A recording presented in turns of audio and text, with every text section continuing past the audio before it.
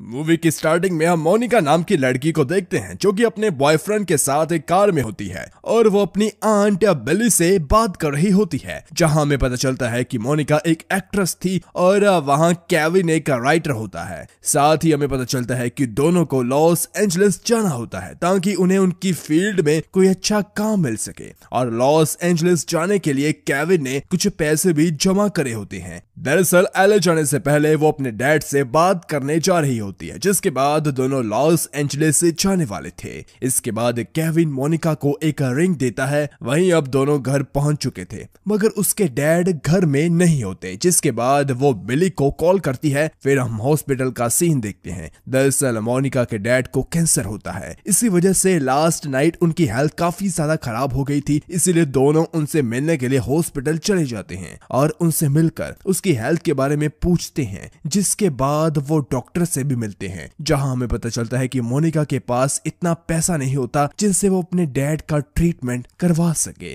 इसके बाद केविन उन पैसों का जिक्र करता है जो कि उसने लॉस एंजलिस से जाने के लिए इकट्ठा करे थे, जिस पर मोनिका उसे कहती है कि वो अपनी कार बेचकर उनके पैसे चुका देगी, मगर इतने पैसे भी उसके डैड के ट्रीटमेंट के लिए काफी नहीं होंगे। जिसके बाद मोनिका कुछ पैसों के लिए एक ब्यूटी पार्लर में वर्क करने लगती है। इस दरमियान उसकी फ्रेंड टैशा वहां आती है, जो कि मोनिका को वहां देखकर शॉक्ड हो जाती है। तो मोनिका उसे अपने डैड के बारे में बताती है और उसकी बातों को सुनकर ताशा उसे एक क्लब में डांस करने के लिए बोलती है, जहां टॉपलेस होकर डांस करना पड़ता है। और इसी क्लब में ताशा भी डांस करती थी, मगर मोनिका उसे मना कर देती है। और जब ताशा वहां से जा रही होती है तो वह मोनिका के लिए $100 एज अ टिप छोड़ देती है, जो कि उस काम के लिए काफी ज्यादा थे। इसके बाद मोनिका उसके पैसे लौटाने के लिए उसी क्लब के बाहर उसकी वेट करती है, और ताशा जैसे ही बाहर आती है वो मोनिका को क्लब के अंदर बुलाती है, जहां पर वह देखती है कि क्लब में डांस करने के बाद उसके डैड के ट्रीटमेंट के लिए उसके पास इनफ मनी हो सकती है। घर आकर वो केविन से इसके बारे में बात करती है, मगर केविन उसकी बातों का जवाब नहीं देता। नेक्स्ट डे दोनों हॉस्पिटल जाते हैं और डैड की केयर करते हैं। साथ ही उनके बिल्स के लिए पैसे भी कम पड़ते जा रहे थे, जिसके लिए मोनिका अपनी कार सेल कर देती है। कार बेचकर कुछ दिनों तक तो सिलसिला चलता है। फिर एक दिन हम मोनिका और केविन को एक साथ बेड पर नेकेड देखते हैं, जहां मोनिका फिर से उसी क्लब में डांस करने के लिए केविन से परमिशन मांगती है और केविन मान भी जाता है, मगर सिर्फ 1 वीक के लिए। साथ ही दोनों कुछ शर्त भी रखते हैं कि केविन क्लब में मौजूद होगा तभी मोनिका डांस करेगी। साथ ही कोई ड्रिंक नहीं पिएगा और क्लब में किसी भी कस्टमर से मोनिका बाहर नहीं मिलेगी और ना ही किसी के पार्टी में जाएगी। इन सभी बातों से हमें पता चलता है कि दोनों एक दूसरे पर काफी ट्रस्ट करते हैं और एक दूसरे के लिए काफी लॉयल भी हैं। इन्हीं शर्तों के बाद दोनों इंटीमेट होते हैं और नेक्स्ट डे मोनिका उसी क्लब के ड्रेसिंग रूम में होती है, लेकिन केविन वहां प्रेजेंट नहीं होता, जिस वजह से उसे परफॉर्मेंस में काफी ज्यादा देरी हो रही थी। और तभी वहां मौजूद लेडीज उन्हें कहती है कि अगर वो डांस नहीं करेगी तो उसे काफी नुकसान होगा, जिस पर मोनिका केविन को कॉल करती है और केविन उसे परमिशन दे देता है। साथ ही कहता है कि जैसे ही उसकी मीटिंग खत्म होगी वो वहां आ जाएगा। इसके बाद मोनिका एक आदमी को लैब डांस दे रही होती है, लेकिन वह उससे गलत जगह टच करता है, जिससे मोनिका लैब डांस देने से मना कर देती है। मगर तभी वहां ताशा आती है और उसे समझाती है। फिर मोनिका एक्सेप्ट कर लेती है और ना चाहते हुए भी पैसों के लिए ये सब करना पड़ता है। वहां अब केविन भी क्लब में पहुंच जाता है। अगले इवनिंग जब मोनिका उस क्लब में आती है तब वहां एक चिकागो नाम का आदमी होता है, जो कि काफी रिच था। दरअसल वो लेक्सिस नाम की लड़की का रेगुलर कस्टमर होता है, मगर जब वो मोनिका को देखता है तो वह उसे बहुत ज्यादा पसंद करता है, जिसके बाद वह उसे अपने पास वीआईपी रूम में बुलाता है। दरअसल वीआईपी रूम में डांस के साथ और भी दूसरी चीजें होती थी। वहां पहुंचते ही मोनिका और चिकागो में बात होती है, जिसमें हमें पता चलता है कि चिकागो एक मूवी डायरेक्टर होता है, जिसने कुछ मूवीज डायरेक्ट भी की होती है। इसी बीच मोनिका भी बताती है कि वो भी एक एक्ट्रेस है और अपने डैड के लिए इस क्लब में काम कर रही है, जिस पर चिकागो उसे कुछ पैसे दे देता है। इसके बाद केविन और मोनिका अपने घर में होते हैं, जहां दोनों एक दूसरे से नाराज थे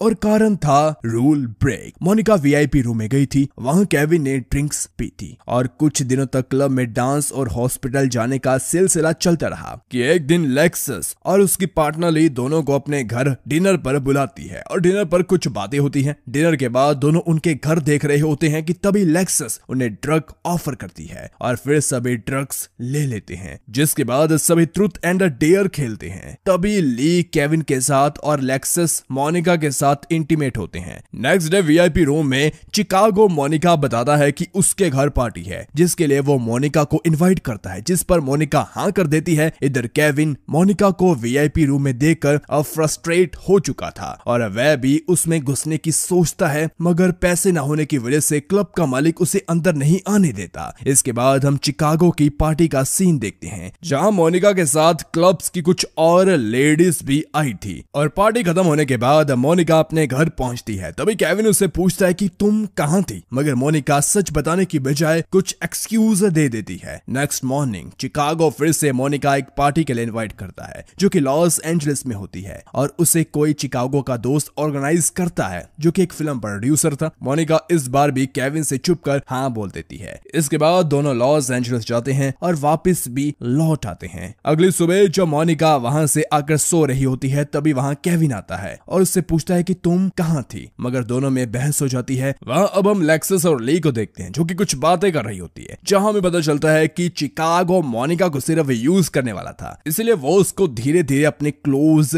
लेकर आ रहा था। मगर मोनिका उसे एक अच्छा आदमी समझती थी और उसे लगता है कि चिकागो उसकी एक्टिंग करियर में हेल्प कर सकता है। इसी वजह से वह केविन से छुपकर उसके साथ टाइम स्पेंड करना चाहती है। अगली रात मोनिका क्लब में होने की बजाय चिकागो की कार में थी, तो वहां चिकागो उसे केविन के अगेंस्ट भड़का देता है। तो वहीं केविन ली को डिनर पर ले जाता है, जहां ली उसे बताती है कि मोनिका चिकागो के साथ एलए गई थी। उसी रात क्लब में मोनिका एक लेडी से आर्गुमेंट कर लेती है और इसी का फायदा उठाकर लेक्सस और उस लेडी ने मिलकर मोनिका को क्लब से बाहर निकालने का प्लान बना लिया था, क्योंकि मोनिका के आ जाने से चिकागो सिर्फ मोनिका पर ही ध्यान देता था, जिसकी वजह से लेक्सस को पैसे भी नहीं मिल रहे थे, उसके पैसे मोनिका को मिल रहे थे। फिर केविन मोनिका को डिनर पर ले जाता है और वहां दोनों झगड़ते हैं। तभी केविन उसे वहां छोड़कर ली के पास चला जाता है, जहां दोनों इंटीमेट भी होते हैं। इधर मोनिका को पिकअप करने के लिए ताशा आती है और दोनों में बात होती है, जिसमें मोनिका अपनी गलती मानती है कि उसी की वजह से दोनों में झगड़ा हुआ। पैसों की लालच में उसने अपने रिलेशनशिप पर कुछ ध्यान ही नहीं दिया और अगले दिन केविन आकर मोनिका का पर्स चेक करने लगता है, जिसमें उसे प्रोटेक्शन और कुछ ड्रग पिल्स भी मिलती है, जिसके बाद वो अपना सामान लेकर वहां से चला जाता है। दरअसल लेक्सस ने ही मोनिका के पर्स में वो चीजें डाली थी और केविन को भी उसी ने भड़काया था। मोनिका क्लब में जाकर ली से लड़ लेती है, क्योंकि उसे लग रहा था कि ली ने ही केविन को भड़काया था और लड़ाई की वजह से वहां पुलिस आ जाती है, जिसके बाद वो मोनिका को पकड़ ले जाते हैं और मोनिका चिकागो को कॉल कर ये बताती है। थोड़ी देर बाद